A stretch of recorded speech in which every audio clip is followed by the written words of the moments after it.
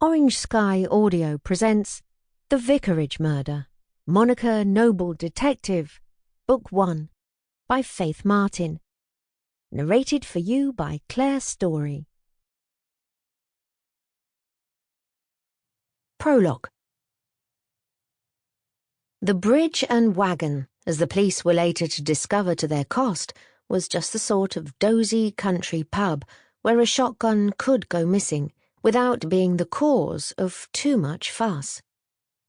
Not that it was an establishment set in an area rife with crime and thick with malefactors, in fact, just the opposite. Nestled amongst picturesque thatched cottages overlooking a peaceful village square, the possibility of theft and murder being committed on their back doorstep was something that would never even cross the minds of the people who regularly drank there.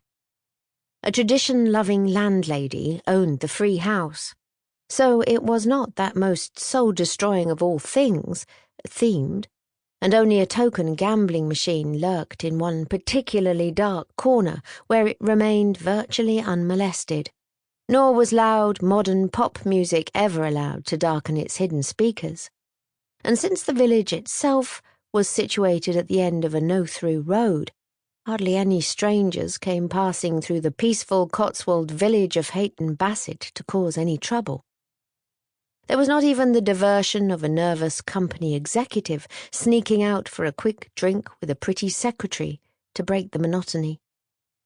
On that particular Saturday lunchtime, as on most other days, there was only a handful of Hayford Bassett's oldest regulars to be found in the pub, but many more of the newcomers to the village.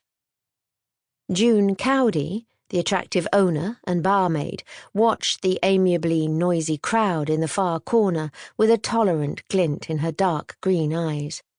The 8 or so men all looked exactly like what they were, gentlemen farmers, and were busy acting like men who'd just had a successful morning's pigeon shoot.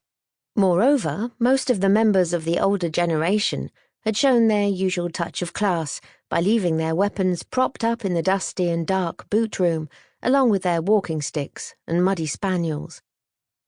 Clem Jarvis, the owner of one of the biggest farms around, and one of those gentlemen who'd thoughtfully left his pigeon potter outside, was now happily well into his 3rd pint of real ale, and reliving that morning's glories. Of course, poor old Bill there couldn't hit a bird if it flew down and landed 2 feet in front of him and waggled its tail feathers in his face, he chortled loudly, catching June. Sample complete. Ready to continue?